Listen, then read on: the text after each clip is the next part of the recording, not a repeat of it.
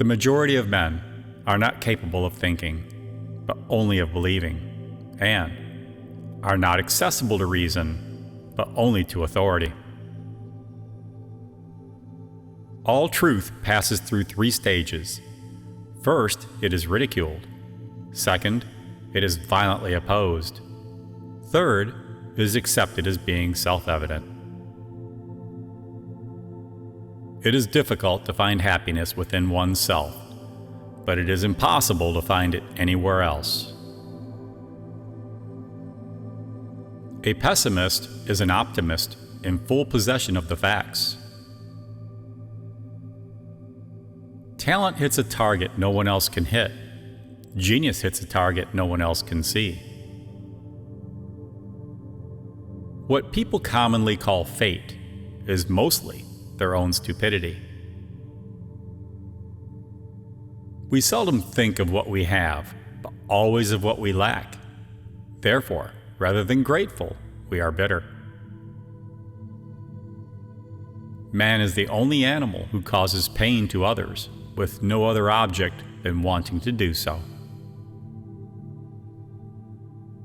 Wealth is like seawater. The more we drink, the thirstier we become. The same is true of fame. The safest way of not being very miserable is not to expect to be very happy. The greatest of follies is to sacrifice health for any other kind of happiness. There is something in us that is wiser than our head. Each day is a little life. Every waking and rising a little birth, every fresh morning a little youth, every going to rest and sleep a little death. The person who writes for fools is always sure of a large audience. Almost all of our sorrows spring out of our relations with other people. Mostly, it is loss which teaches us about the worth of things. Genius and madness have something in common. Both live in a world that is different from that which exists for everyone else. Just remember, once you are over the hill, you begin to pick up speed. When you look back on your life, it looks as though it were a plot. But when you are into it, it's a mess. Just one surprise after another.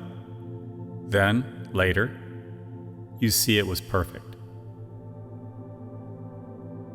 Compassion for animals is intimately associated with goodness of character, and it may be confidently asserted that he who is cruel to animals cannot be a good man. A sense of humor is the only divine quality of man. If anyone spends almost the whole day in reading, he gradually loses the capacity for thinking. This is the case with many learned persons. They have read themselves stupid.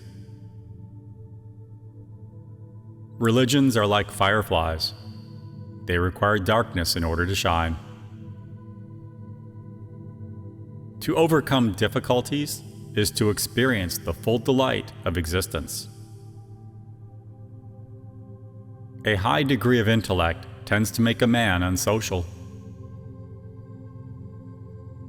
There is no opinion, however absurd, which men will not readily embrace as soon as they can be brought to the conviction that it is generally adopted. No rose without a thorn, but many a thorn without a rose. The universe is a dream, dreamed by a single dreamer, where all the dream characters dream too. We forfeit 3/4 of ourselves in order to be like other people. Man is never happy, but spends his whole life in striving after something which he thinks will make him so. The task is not so much to see what no one yet has seen, but to think what nobody yet has thought about that which everybody sees. If God made the world, I would not be that God, for the misery of the world would break my heart. Every man takes the limits of his own field of vision for the limits of the world. Our life is a loan received from death with sleep as the daily interest on that loan. Men are by nature merely indifferent to one another, but women are by nature enemies.